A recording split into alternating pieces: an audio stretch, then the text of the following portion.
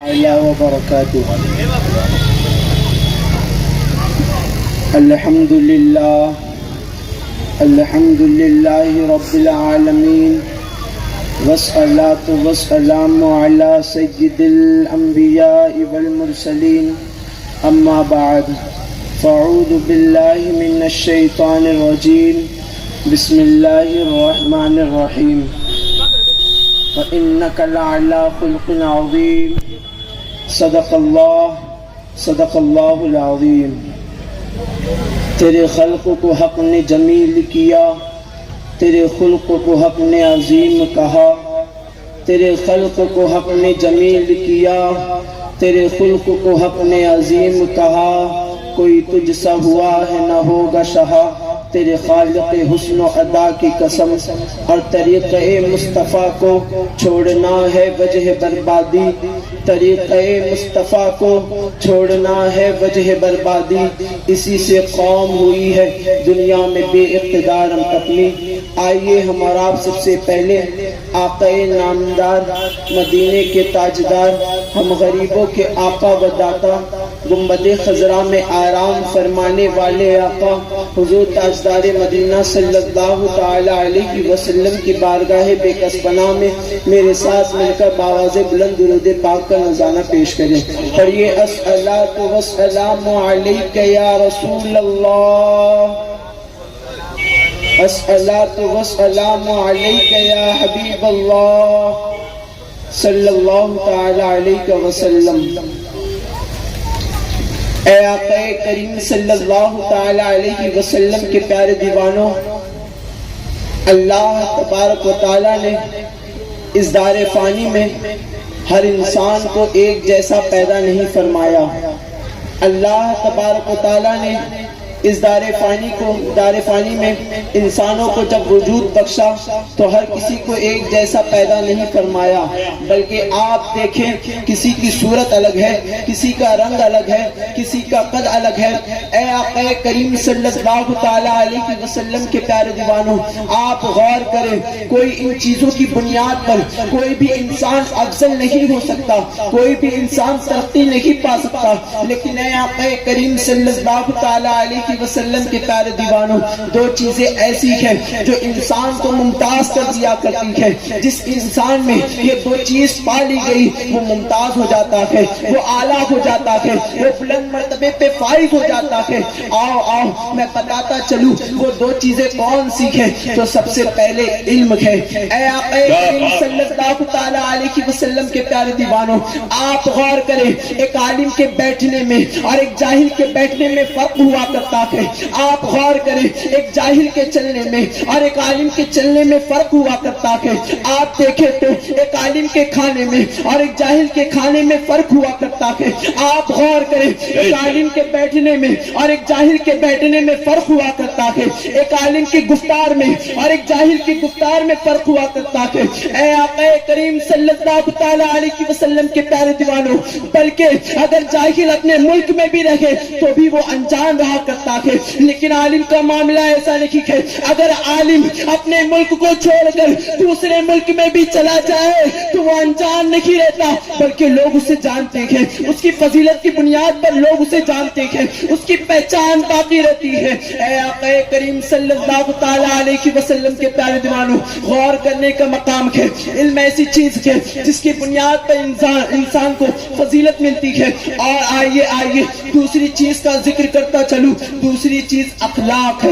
اخلاق کی بنیاد پر انسان ترقی کرتا ہے.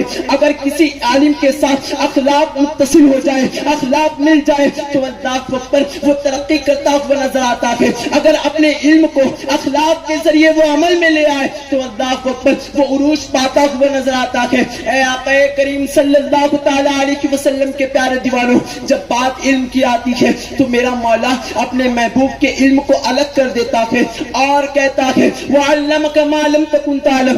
اے محبوب ہم نے آپ کو وہ سب سکھا دیا جو آپ نہیں جانتے تھے. اور آگے فرماتا ہے وَقَانَ فَضْلُ اللَّهِ عَلَيْكَ عَظِيمًا، آپ پر بے شک اللہ کا بڑا فضل ہے، فضل عظیم ہے۔ اے آقا کریم صلی اللہ تعالیٰ علیہ وسلم کے پیارے دیوانوں، اور جب بات اخلاق کی آتی ہے تو اس میں بھی اپنے محبوب کو الگ کر دیتا ہے اور کہتا ہے وَإِنَّكَ لَعَلَىٰ خُلْقٍ عَظِيمٍ۔ اے مسلمانوں، غور کرنے کا مقام ہے، یہاں پر علا کا لفظ آیا ہے۔ مفسرین فرماتے ہیں لفظ زبان عربی میں علا کا معنی پر کے ہوتے ہیں، یعنی یہاں پر اللہ تبارک و تعالیٰ اپنے محبوب سے فرما رہا ہے اے محبوب آپ خلق عظیم پر ہو۔ جیسے ایک مثال دیتا چلوں، زید علی السطح، یعنی زید چھت کے اوپر ہے، یعنی چھت زید کے قدموں کے نیچے ہے، بس اسی طرح اللہ پر اللہ تبارک و تعالیٰ فرما رہا ہے اے محبوب آپ خلق عظیم پر ہو،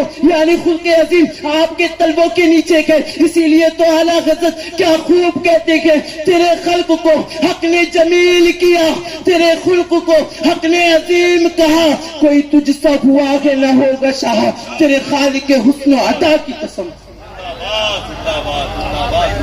اے آقا کریم صلی اللہ تعالی علیہ وسلم کے پیارے دیوانوں، بہت خوب یہ حضور کا اخلاق ہے۔ اب آئیے ایک نقطے کی طرف لے چلتا ہوں۔ اللہ تبارک و تعالیٰ فرماتا ہے یہ دنیا قلیل ہے، یہ دنیا چھوٹی ہے، یہ دنیا تنگ ہے۔ اے آقا کریم صلی اللہ تعالی علیہ وسلم کے پیارے دیوانوں، یہ وہی دنیا ہے جس دنیا کے اندر 7 سمندر پائے جاتے ہیں، یہ وہی دنیا ہے جس میں 7 آسمان ہے، یہ وہی دنیا ہے جس میں 7 زمین موجود ہے، لیکن اللہ تبارک و تعالیٰ فرما رہا ہے کہ یہ کم ہے۔ اے آقا کریم صلی اللہ تعالی علیہ وسلم کے پیارے دیوانوں، ہم نے پوری دنیا کا جائزہ نہیں لیا، پوری دنیا ہمارے عقل انسانی میں سما نہیں سکتی، اور اللہ تبارک و تعالیٰ کہہ رہا ہے کہ یہ کم ہے، تو غور کرنے کا مقام ہے۔ دونوں مقامات پر اللہ تبارک و تعالیٰ نے لفظ عظیم کا ذکر فرمایا ہے، تو اس کے سامنے جب قلیل کا یہ عالم ہے تو عظیم کا عالم کیا ہوگا۔ اسی لیے تو جب حضرت عائشہ کے پاس صحابہ آتے ہیں، لوگ آتے ہیں اور عرض کرتے ہیں اے عائشہ، اے ام المؤمنین، حضور نبی کریم صلی اللہ تعالی علیہ وسلم کا اخلاق کیا تھا، آپ کا کردار کیا تھا، تو حضرت عائشہ بیان فرماتی ہے کہ کان خلق القرآن، یعنی تاجدار مدینہ صلی اللہ تعالی علیہ وسلم کا اخلاق قرآن پاک تھا۔ اے آقا کریم صلی اللہ تعالی علیہ وسلم کے پیارے دیوانوں، غور کرنے کا مقام ہے۔ قرآن پاک کا عالم تو یہ ہے، نہ جانے صدیوں سے مفسرین اکرام نے نہ جانے کتنی تفسیریں لکھ دی ہیں، اس کے باوجود قرآن عقل انسانی میں سما نہیں سکتا، مکمل طور سے عقل انسانی اس کو سمجھنے سے محال ہے۔ بس جس طرح قرآن کریم اللہ اکبر عقل انسانی میں سما نہیں سکتا، اسی لیے اسی طرح حضور نبی کریم صلی اللہ تعالی علیہ وسلم کا اخلاق بھی سما نہیں سکتا۔ اسی لیے تو اعلیٰ حضرت کیا خوب کہتے ہیں، سرور کہوں کہ مالک و مولا کہوں تجھے، باغ خلیل کا گل زیبا کہوں تجھے، اور تیرے تو وصف عیب تنائی سے ہے بری، حیران ہوں میرے شاہ میں کیا کیا کہوں تجھے، لیکن رضا نے ختم سخن اس پہ کر دیا، خالق کا بندہ خلق کا آقا کہوں تجھے۔ اے آقا کریم صلی اللہ تعالی علیہ وسلم کے پیارے دیوانوں، یہ حضور نبی کریم صلی اللہ تعالی علیہ وسلم کا اخلاق ہے۔ آج ہمارا اور آپ کا عالم یہ ہے، آج ہمارے اخلاق کا عالم یہ ہے، آج ہمارے کردار کا عالم یہ ہے کہ اللہ اکبر نہ جانے کتنی برائیوں کو اپنے معاشرے میں جنم دیتے ہوئے نظر آتے ہیں، نہ جانے کتنی برائیوں کو خود سے متصل کرتے ہوئے نظر آتے ہیں، اس کے باوجود یہ نعرہ لگاتے ہیں کہ ہم حضور کے ماننے والے ہیں، حضور پر جان نچھاور کرنے والے ہیں۔ اللہ اکبر۔ اے آقا کریم صلی اللہ تعالی علیہ وسلم کے پیارے دیوانوں، آج تمہاری شکایت ہے کہ غیر ہماری بات کو نہیں سنتے ہیں، ہمیں مسلمان دیکھ کر وہ ہم سے چڑھتے ہیں۔ اللہ اکبر۔ اے مسلمانوں، ایسی بات نہیں ہے، آج ہمارا کردار خراب ہو گیا ہے، آج ہمارا عمل خراب ہو گیا ہے۔ اے آقا کریم صلی اللہ تعالی علیہ وسلم کے پیارے دیوانوں، آئیے حضور کے حضور کے ایک حضور کے کردار کی ایک جھلک دیتے ہوئے میں یہاں سے رخصت ہو جاؤں گا۔ آئیے حضور نبی کریم صلی اللہ تعالی علیہ وسلم جب مکہ کی سرزمین پر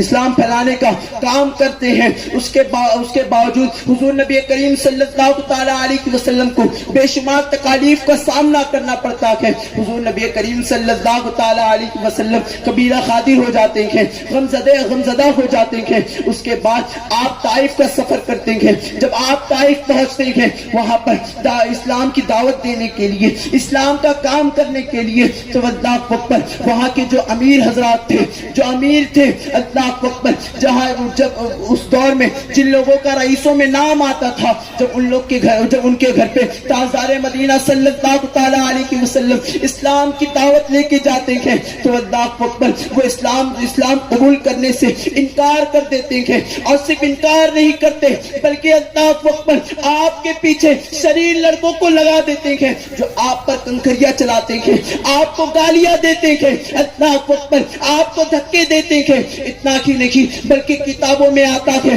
کہ تاجدار مدینہ صلی اللہ تعالی علیہ وسلم کے بدن سے خون ٹپک ٹپک کر نالے پاک میں جمع ہونے لگے، اور جب نالے پاک میں جمع ہو گئے اس کے بعد وہ باہر گرنے لگے۔ اللہ اکبر اے مسلمانوں، غور کرنے کا مقام ہے۔ آج ہمارا اور آپ کا حال کیا ہے؟ ہم سمجھتے ہیں کہ اسلام بڑی آسانی سے ہم تک پہنچا ہے، آج ہم سمجھتے ہیں کہ اسلام بڑی آسانی کے ساتھ ہم تک پہنچ گیا ہے۔ نہیں اے مسلمانوں، صحابہ نے قربانی دی ہے، تاجدار مدینہ صلی اللہ تعالی علیہ وسلم نے طائف کی بستی میں گالیاں سنی ہے، تب جا کر یہ اسلام ہم تک پہنچا ہے۔ تو بس عرض یہ کر رہا تھا کہ جب تاجدار مدینہ صلی اللہ تعالی علیہ وسلم ایک درخت کے نیچے بیٹھتے ہیں، ایک درخت کے نیچے آپ جلوہ گر ہوتے ہیں، اس کے بعد وہ شریر لڑکے آپ کے پاس واپس آتے ہیں اور آپ کو دوبارہ اٹھاتے ہیں اور پھر دوڑاتے ہیں اور آپ کو گالیاں دیتے دیتے کنکر چلاتے ہیں۔ بڑی دور کے بعد جب بستی ختم ہوتی ہے، تاجدار مدینہ صلی اللہ تعالی علیہ وسلم ایک درخت کے نیچے تشریف فرما ہوتے ہیں، حضرت جبرائیل تشریف لاتے ہیں اور کہتے ہیں اے آقا کریم صلی اللہ تعالی علیہ وسلم، بس آپ حکم دے دیں، اللہ تبارک و تعالی نے میرے ساتھ ایک ایسے فرشتے کو بھیجا ہے جو دونوں پہاڑیوں کے بیچ میں بسی ہوئی طائف کو مسل کر رکھ دے گا، تباہ و برباد کر دے گا، نیست و نابود کر دے گا، ہلاک کر دے گا۔ اے آقا کریم صلی اللہ تعالی علیہ وسلم کے پیارے دیوانوں، اس کے بعد کا جملہ سنو۔ آپ لوگوں کو آج کے وقت میں ہمیں اور آپ کو انتقام کا بڑا جوش رہتا ہے، ہمیں اگر کسی سے ذرا سا دھکا لگ جائے تو اللہ پر انتقام کے لیے اتر آتے ہیں، بدلے کے لیے اتر آتے ہیں، لیکن تاجدار مدینہ صلی اللہ تعالی علیہ وسلم کا وہ پیارا سا جملہ سنو۔ آقا فرماتے ہیں اے جبرائیل ایسا ہرگز نہ کرنا، کیونکہ یہ بھلے سے مجھ پر ایمان نہیں لائے لیکن ان کے آنے والی نسل ایمان لے کر آئیں گی۔ اے آقا کریم صلی اللہ تعالی علیہ وسلم کے پیارے دیوانوں، یہ حضور کا اخلاق تھا، اگر ان کو کوئی گالیاں دیتا تو وہ دعائیں دیا کرتے تھے، اگر وہ ان پر کوئی ظلم کرتا تو وہ ظلم کا بدلہ نہیں لیتے تھے۔ لیکن آج ہمارا اور آپ کا حال کیا ہے؟ اگر ہمیں تاجدار مدینہ صلی اللہ تعالی علیہ وسلم کی محبت کا دعویٰ ہے تو ان کے اخلاق پر عمل کرے، ان کے کردار پر عمل کرے، ان کے طریقے پر عمل کرے۔ میں بس اس شعر پر اپنی گفتگو کو ختم کرتا ہوں۔ کام وہ لے لیجئے تم کو جو راضی کرے، کام وہ لے لیجئے تم کو جو راضی کرے، ٹھیک ہو نام رضا تم پہ کروڑوں درود، وما علینا الا البلاغ۔ السلام علیکم ورحمۃ اللہ تعالی وبرکاتہ۔